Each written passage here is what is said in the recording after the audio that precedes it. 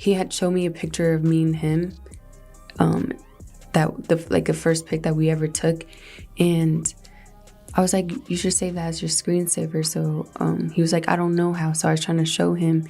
And before we begin, viewer discretion is strongly advised. What you're about to hear is not a movie script. This is the verbatim federal courtroom testimony from the trial of music mogul Sean Diddy Combs and TV kingpin Steve Harvey. As reported by Inner City Press and pieced together from real evidence, sealed files, and jaw-dropping witness accounts. Now picture this: a silent federal courtroom. Reporters packed shoulder to shoulder. The bailiff steps forward. Samuel L. Jackson to the witness stand. But he's not here to deliver lines. He's here to blow the lid off a secret Hollywood grooming machine. I saved the picture to his photo album on his phone, and then I clicked on the photo album to set it as a screensaver, and I saw a picture of him and Lori, the same exact pose. One that allegedly trafficked influence, intimidated silence, and used fame to hide generational abuse. And what Jackson revealed? It wasn't just shocking. It might just change the way we see celebrity power forever. Samuel L. Jackson wasn't supposed to be part of this trial. This was a courtroom drama filled with ex-bodyguards, music execs, and traumatized former partners. Not a box office legend. But on the 8th day, something strange happened. A sealed subpoena was quietly unsealed. And there he was, stepping to the witness box with a folder of emails, voice memos, and encrypted texts. Why him? Jackson explained it plainly. 23 years earlier, when his daughter Zoe was born, he made a vow: never outsource her safety to the same Hollywood pipeline that sells dreams at one end and crushes souls at the other. So he became a quiet archivist, a digital detective. What do you mean? I mean, the same exact pose that he took with me. Okay. And he did the same with Lori. Were they clothed or not? No. They weren't clothed? No. Lori Harvey. He saved every whisper, every screenshot, every pattern. And now, the receipts were ready. The courtroom expected Samuel to deliver a few notes on industry culture. Instead, he dropped a 45-minute map tracing Lori Harvey's alleged grooming from the age of 12 all the way to her adult modeling contracts. Jackson introduced what he called the 8-step grooming ladder. Step 1, access through admiration. Step 2, public co-branding, matching outfits, red carpet appearances, Father's Day posts. By step 3, the real shift began. Lori's phone numbers changed. Her modeling gigs were canceled. She became exclusive. Then Jackson showed the jury an actual audio file. Steve Harvey's voice, coaching Lori on high-value etiquette. One line made the jury gasp. Always remember, a mogul isn't your boyfriend. He's your board of directors. Another exhibit? Diddy laughing in a studio kitchen while dictating Lori's outfits. Jackson flagged every clip by date, matching them to flight logs. 4 times, just to protect my integrity and that virgin hole I was telling you about. Right, because P. Diddy be wanting to party. And you gotta tell him no. You got to tell him no. I did. NDA templates and canceled events. This wasn't gossip. It was an organized timeline of grooming. And then came the real twist. Jackson's red ledger, not a movie prop. A real leather-bound notebook he'd started keeping since filming Jurassic Park. Inside, a decade-spanning trail linking Diddy's bad boy empire to Steve Harvey's rise as a family man. In one email chain, Harvey forwarded Diddy a non-disclosure agreement titled Lifestyle Partnership. In another, Diddy refers to Lori as the green room retainer fee. Jackson's voice didn't rise. He just let the words linger. And then he delivered a dagger. These aren't just red flags. These are receipts of parental negligence, professional predation, and cross-coastal trafficking of power. Even the judge raised an eyebrow. Then the lights dimmed. A screen dropped behind the witness box. What came next wasn't just evidence, it was devastation. Clip 1. A 12-year-old Lori Harvey dancing on a yacht. Diddy and Harvey toasting champagne. A disembodied voice gives directions. Harvey grins. "That's the moment a father becomes a recruiter," Jackson said. Clip 2. Lori, 18, getting makeup done backstage.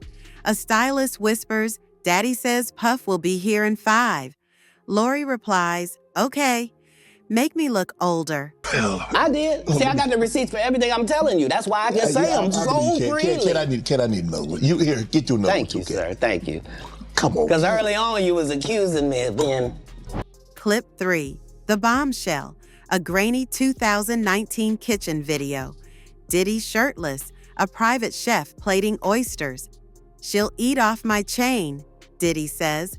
Lori laughs nervously. The chef glances at the camera and whispers, "This is messed up." He resigned the next day and sent Jackson a DM, now entered into federal evidence. And then came the Vineyard clip. Recorded on a camera Harvey's team forgot to deactivate. Diddy, "Pass me the Louis Vuitton bag." Harvey laughs, "You wild, Puff." Then the chilling line, "Rinse her, then send her to makeup." The courtroom froze. Section 5, the jet logs that crushed the alibis. After the screen faded to black, Jackson stepped back to the mic. Calm, methodical, lethal. He introduced a cart full of documents stamped Vista Aviation. Inside, 27 flight manifests, a paper trail covering 13 years of celebrity travel. The pattern? Diddy, Harvey, Lori, and various bad boy staffers crisscrossing the globe on private jets, often during moments Harvey publicly claimed he was elsewhere. What celebrities have you smashed? I'm probably gonna guess this, but Lori Harvey. Oh, Lori Harvey!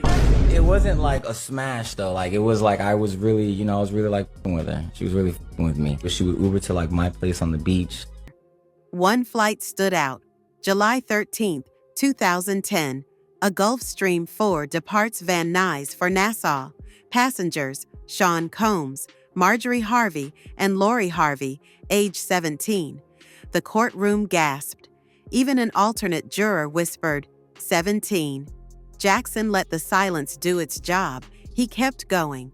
A 2012 Anguilla trip, paid for by the Harvey Foundation. A 2014 flight with Lori and a stylist known for freak-off party wardrobes. Matched every tail number with Diddy's tour rider. Then came phone tower pings, placing Harvey in the Caribbean while his radio show aired live in Atlanta. Pre-recorded segments, Jackson said flatly. He wasn't mentoring inner-city teens. He was chaperoning his daughter to Combs' yacht. Next, Jackson shifted to motive. He held up a red-lined contract, Steve Harvey's 2017 streaming deal with Endeavor Content. Buried in Clause 16C was the real kicker. Endeavor had profit-sharing rights if strategic partners within the Combs portfolio financed production. Translation: if Harvey wanted his gospel shows and talk series to survive, and come out with me and stay with me some nights. Was it good? Phenomenal. Mind you. And this is before she got like thin. I was with thick Lori. he needed Diddy's approval and Diddy's cash. The jury leaned in as Jackson showed emails from Harvey's team. Maintain exemplary optics with Mr. Combs. L's companionship remains a stabilizing symbol. Jackson let it hang in the air. That sanitized language for what prosecutors allege was trafficking by persuasion. Then came the staff testimony. A household chef recalled a 2019 gala prep where Lori was instructed to wear a white Tom Ford gown, no underlay, because guests like her natural line. The directive? Allegedly from Marjorie Harvey, citing a note from Diddy's stylist. But this wasn't just about jets and clothes. It was about image and how Harvey's empire helped men like Diddy launder their reputations. Jackson queued up a clip from Harvey's 2013 talk show. Diddy pitching a charter school initiative, smiling for the cameras, just days after TMZ leaked footage of him throwing a kettlebell at a UCLA coach.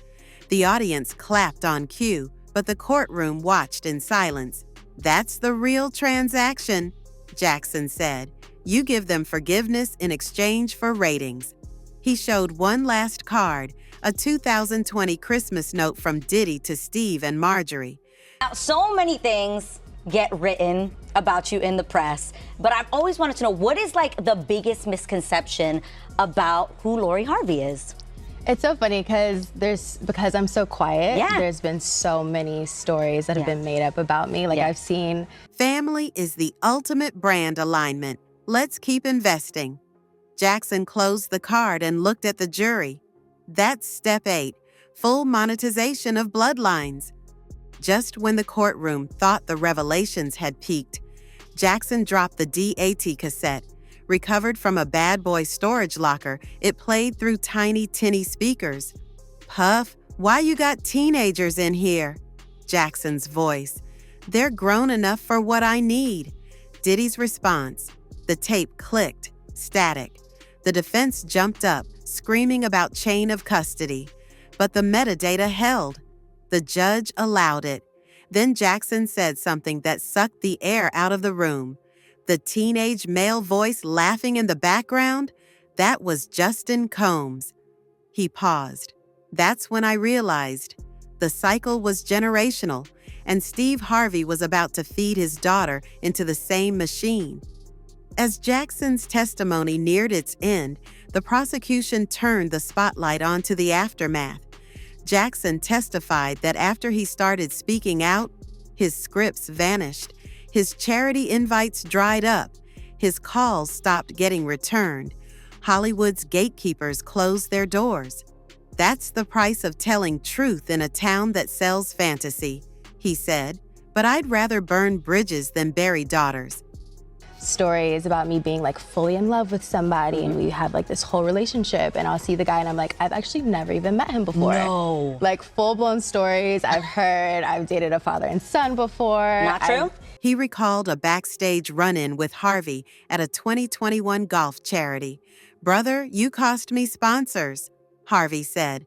Jackson's reply, "Number, you cost yourself a daughter's trust." The judge didn't interrupt. The courtroom just listened. Then came the text. A screenshot flashed on the screen. An encrypted message from Diddy to Harvey. "Sam's on the warpath. Remind your girl NDAs matter." The courtroom exploded. The judge banged the gavel. When order was restored, Jackson spoke his last words on the stand. "I can't undo what these men did, but I can make sure it ain't hidden behind ratings and royalties ever again." And as he stepped down, he didn't just leave behind evidence. He left behind a seismic shift. Playlist numbers for Diddy's tracks plummeted. Sponsors ghosted Steve Harvey's brands, and 2 more celebrity fathers reportedly asked to testify, fearing their own daughters might be next. The trial wasn't over, but the truth had found its microphone, and Samuel L. Jackson just set the whole house on fire.